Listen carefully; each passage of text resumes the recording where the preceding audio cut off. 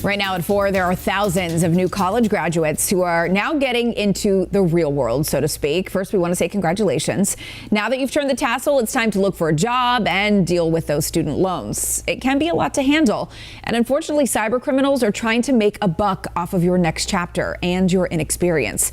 So let's bring in Tom Bartholomew from the Better Business Bureau to talk more about this. Thanks so much for joining us. Tom, it's so unfortunate because this is such a happy time for so many. And, they're just taking advantage of this, these cyber criminals. They are. And, if you thought 4 years of college was a learning experience, the next 6 months are going to be even more so, because things that you've never had to deal with before, handling a student loan, finding employment, renting an apartment, and you have to navigate most of that by yourself, because everything's going to be coming at you. And it's going to be coming at you rapidly if you're looking for all of those things of how do I handle this student loan? How do I get this job? How do I go about renting an apartment? You have to be very, very careful. So let's break it down. So let's talk first about the student loans and the con artists who are going after these recent college grads. What's the scam here that people need to look out for?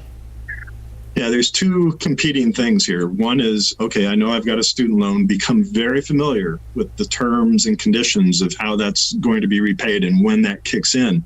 The thing that's competing with that is what's on the news of student loan forgiveness.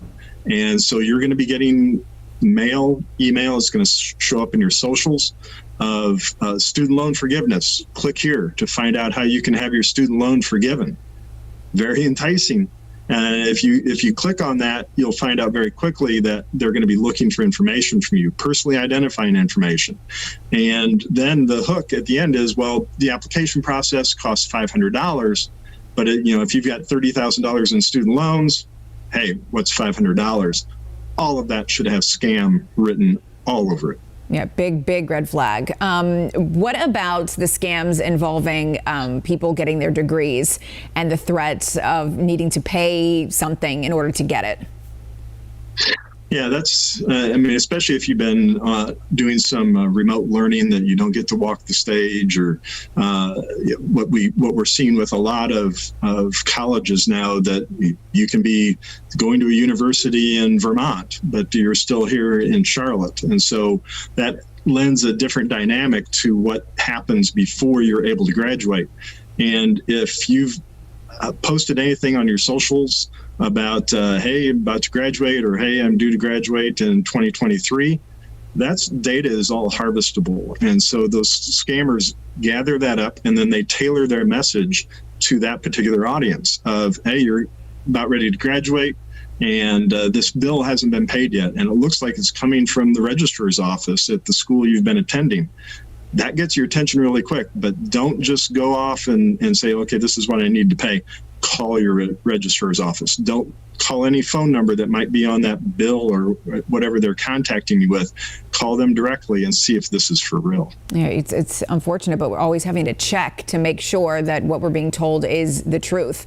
Exactly. Lastly, let's talk about these job listings, because it's a competitive job market now. There are so many listings on online sites. And they seem so great, some offering remote work and things like that. How do people decipher, not just grads, because this is for anyone looking for a job, how do you decipher what's real and what isn't?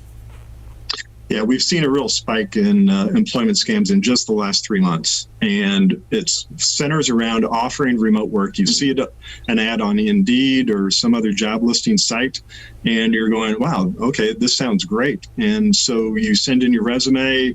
They immediately contact you back. Well, it's not in the right format. You need to pay us to get it in the right format. You're going, okay, I've never done this before, so maybe that's a real thing.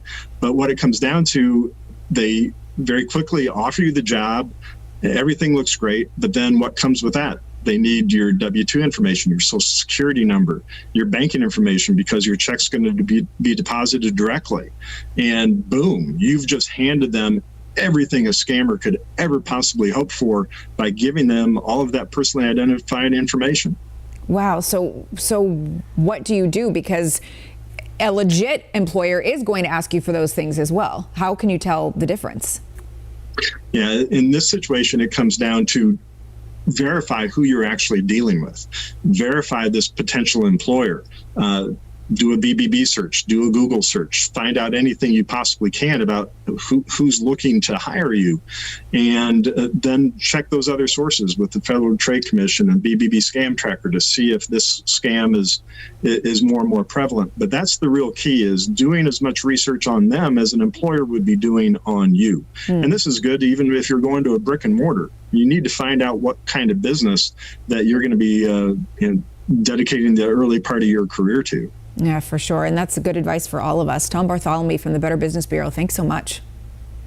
Sure thing.